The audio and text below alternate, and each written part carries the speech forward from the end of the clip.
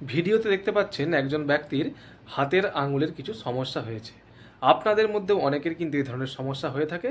কি হয় না, হাতের যে কোনো একটি আঙুলের গড়াতে খুব ব্যথা হয়, অর্থাৎ হাতের তালুর অংশে, এবং সেই আঙুলটা ঠিকঠাকভাবে আপনারা খুলতে পারেন না। অর্থাৎ আঙুলকে যদি মোড়া হয়, তারপর সেই মোড়ার পরে আঙুলটাকে খোলা যায় না, আটকে যায়, এবং অন্য হাতের সাহায্য নিয়ে সেই আঙুলটাকে কিন্তু খুলতে হয়, এবং আঙুলটা যেখান থেকে শুরু হয়েছে হাতের তালুর সেই অংশে কিন্তু প্রচণ্ড ব্যথা হয়।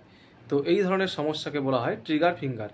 এর অনেকেই অনেক ধরনের চিকিৎসার জন্য করে থাকেন, অনেক ওষুধ খেয়ে থাকেন, কিন্তু সেরকম সুফল কিন্তু খুব একটা পাওয়া যায় না। আমরা কি করি, আমরা এই জয়েন্টে একটা ইঞ্জেকশান দিয়ে থাকি। এই ইঞ্জেকশানটা কিন্তু খুব পেনলেস, 2 থেকে 1 মিনিট সময়ের মধ্যেই কিন্তু হয়ে যায়, এবং 1 থেকে 2টো ইঞ্জেকশান নিলে কিন্তু এই রোগ সম্পূর্ণভাবে সেরে যায়, বেশি ওষুধ খাওয়ার দরকার পড়ে না।